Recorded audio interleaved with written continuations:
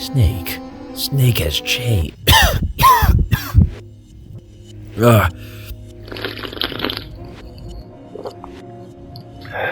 Metal Gear Solid is one of the best franchises of all time.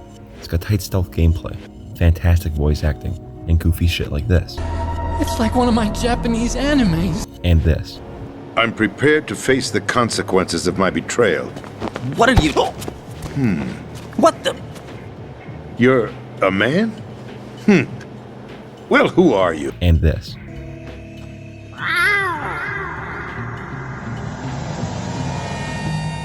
Nothing more needs to be said. MGS is literally the game of all time, and there's a lot, and I mean a lot, to talk about. But let's focus on one character for now, Solid Snake. Throughout all the games, Snake ends up going through similar arcs. In Metal Gear Solid 1, he starts out as a very stereotypical 80s action hero. Flirts with every woman, he knows his way on every gun, and throws out kick-ass one-liners. You were the one in the M1 tank? Must have been a tight fit for a big boy like you. Despite how he comes off, there are a few who try to challenge his tough guy persona. Otacon is one of these. While he doesn't directly challenge Snake, he routinely is disappointed or upset by the way Snake treats him or others. Wow, they even capture you. Hurry, get me out of here. Let me go, that hurts. Hurry up! Is that how you ask a guy a favor? Meryl, on the other hand, tried to always prove to him that she can take care of herself. Take me too. I know this place better than you do. You'll just slow me down. You don't have enough battle experience. I won't slow you down, I promise. And what if you do? Then you can shoot me. I don't like to waste bullets. We kind of get a hint towards a hidden softer side of Snake, where we find out he was a dog musher and trained 50 puppies in Alaska. He even seems worried for them when he asks Colonel Campbell where they are. Why, Snake? Is your life in Alaska all that great? There's a dog sled race this week. Next Saturday, I have to be in Anchorage. The Iditarod? The longest sled race in the world? When did you become a dog musher? Right now, my 50 huskies are my only family. I've got to take care of them. As Snake interacts more with Meryl, we seem slowly start to care more and more for her. His feelings for her truly show when she suffers a fatal gunshot wound by Sniper Wolf. Meryl, get down! Meryl! Damn. Shoot me, Snake. No! My gun.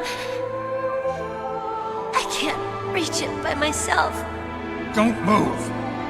I promised. I wouldn't slow you down. I can still help. I want to help you. Quiet down. Save your strength. After saving her, they both get captured, and he has to suffer through rounds and rounds of intense torture. Just by his actions alone, we can understand just how special Meryl is to Snake. He's learning to open up. While Otacon doesn't go into peril because of his stealth camouflage, he and Snake do share some rather emotional moments. In the bad ending, where Meryl dies, Otacon and Snake reflect and talk about how they feel after their journey. Despite this ending being technically non-canon, I still feel that this conversation is very important, as it shows how they've changed as people, especially Snake from his hardened and grizzled self. I only felt truly alive when I was staring death in the face. I don't know. Maybe it's written into my genes. What about now? I want to enjoy life. I really do. How about you, Otacon? Me? I feel like a new man. So what are you gonna do? Continue your research? No, I'm finished with science. I'm interested in human psychology now. Sounds good. The whole reason I got into science in the first place was because I was no good with people. I was scared of them. I was scared of life. You and I are more alike than I thought. During the events of the second game, we don't see much of Snake and Meryl's relationship, but what we do get is one of, if not the best relationships in the entire series with Snake and Otacon. The two of them, from what little we see after the Tanker chapter, is mainly work-focused, at least through our time spent as Raiden. After Otacon's sister Emma dies, Snake helps him grieve, sharing the coolest fucking handshake ever made in the history of mankind.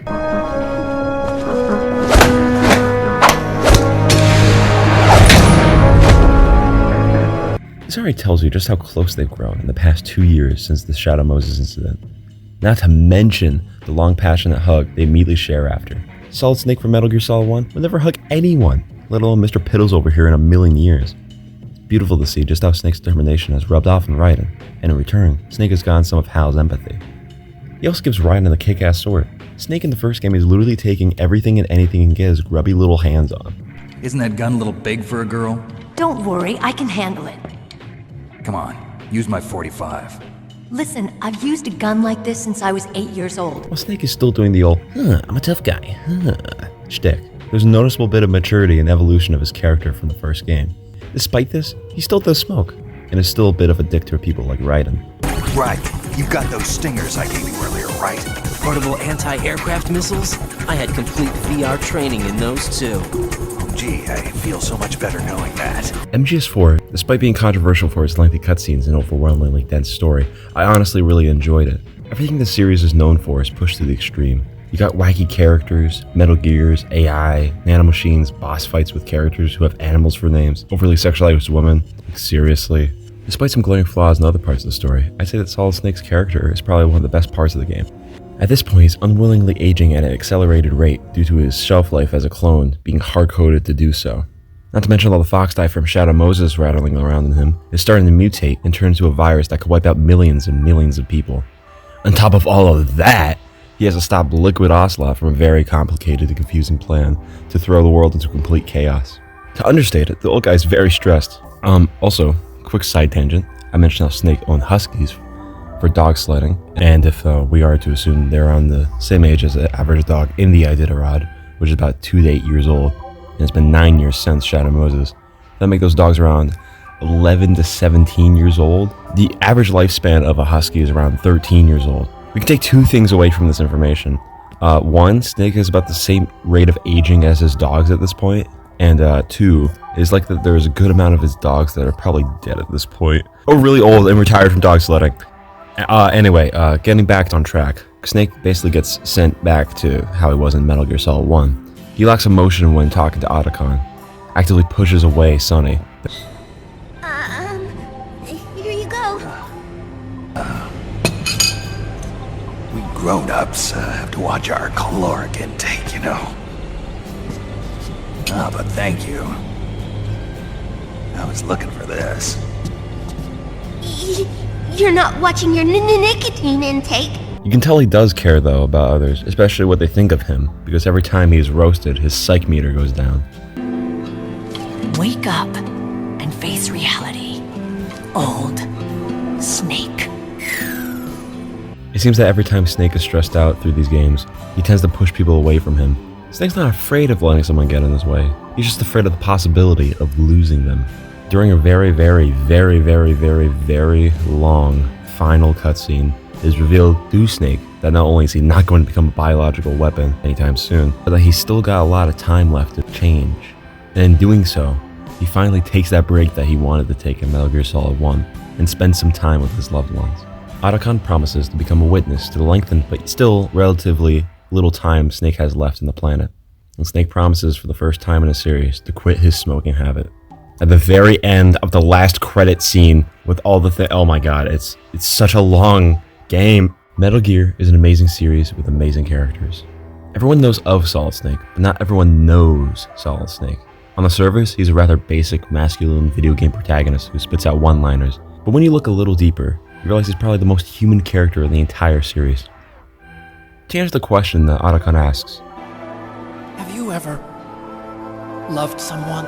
That's what you came to ask? No, I mean, I was wondering if even soldiers fall in love. What are you trying to say? I want to ask you, do you think love can bloom even on a battlefield? yes, it can, but only after the war is over. They're gay, do you get it? They're gay.